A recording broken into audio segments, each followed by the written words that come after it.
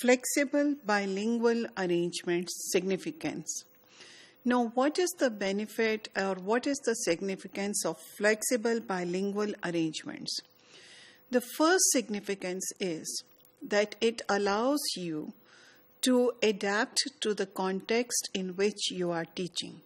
So when educational programs are not very strict, then it gives you a lot of leeway to adapt to the needs of the learners.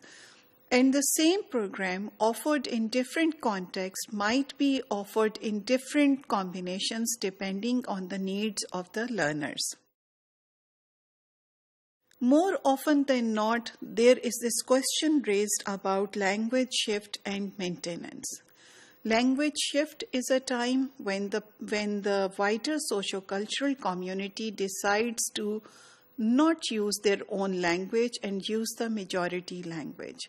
And language maintenance is the ideal when the community languages also thrive along with the majority languages, because these are seen as an asset.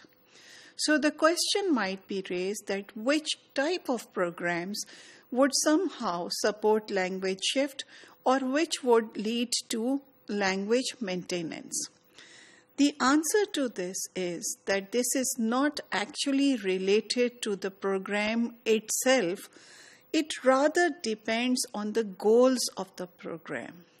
So if you are only teaching a minority language or a home language at the early levels of education, because later on you just want the child to shift to the majority languages and study all the subjects in the majority language, then that shift will come. Because the children, as they go through the classrooms, the way the teachers use the languages and the tasks that the teachers assign to different languages, they give an idea to the students about the hierarchy of the languages. So this functional interrelationship between the languages must be maintained within bilingual programs if language maintenance has to be there. So if you want the communities to respect and value the languages they have, then the school or the other educational institutions also need to value the languages that the children bring into classrooms.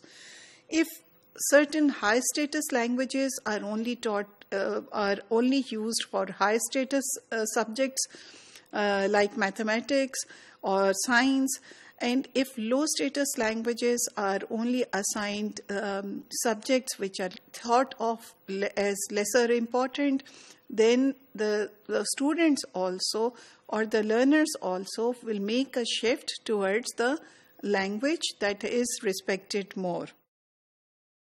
This also reminds us about this role of the first language in the learning of the second. We'll talk about it in more detail in the coming modules later on. However, for now, it is important to remind you that this is again a huge area where there is a lot of debate regarding when you are teaching the second language, the first language needs to be used or not to be used. The thing to remember over here is that the basic principle of learning anything new is that when a new knowledge is introduced to us, to make sense of that knowledge, we automatically are programmed to rely on the knowledge structures that we already have. So we try to make sense of the second language structures by using the first language structures that are already there. So whether we accept it or we don't accept it, that scaffolding or that help or support from the first language will always come.